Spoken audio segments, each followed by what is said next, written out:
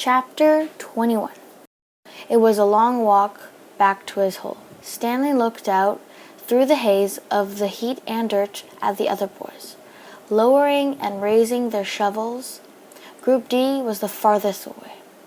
He realized that once again he would be digging long after everyone else had quit. He hoped he'd finished before Mr. Sir recovered. He didn't want to be out there alone with Mr. Sir. "He won't die," the warden had said. "Unfortunately for you."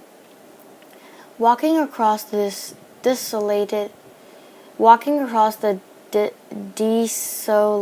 wasteland, Stanley thought about his great-grandfather, not the pig stealer, but the pig stealer's son, the one who was robbed by kissing Kate Barlow. He tried to imagine how he must have felt after kissing Kate had left him, stranded him in the desert. It probably wasn't a whole lot different from the way he himself felt now. Kate Barlow had left his great-grandfather to face the hot, barren desert. The warden had left Stanley to face Mr. Sir. Somehow, his great-grandfather had survived for 17 days before he was rescued by a couple of rattlesnake hunters. He was insane when he found them. When they asked how had he lived so long, he said he found refuge on God's thumb. He spent nearly a month in the hospital. He ended up marrying one of the nurses. Nobody ever knew what he meant by God's thumb, including himself.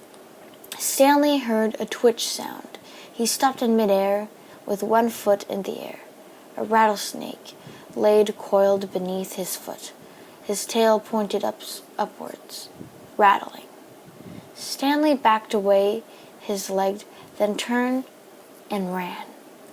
The rattlesnake didn't chase him after.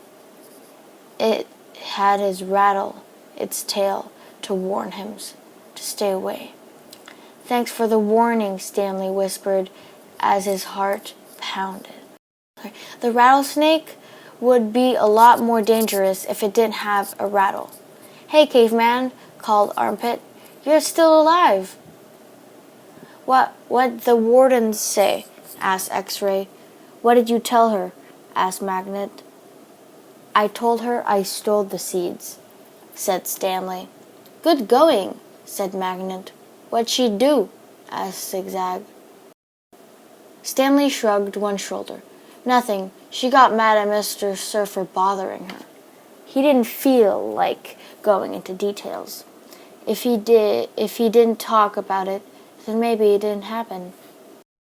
He went over to his hole, and to his surprise, it was nearly finished. He stared at it, amazed. It didn't make sense. Or perhaps he did. He smiled. Since he had taken the blame for the sunflower seeds, he realized the other boys had dug his hole for him. "Hey, thanks," he said. "Don't look at me," said X-Ray. Confused, Stanley looked around from Magnet to Armpit to Zigzag to Squid. None of them had took credit for it.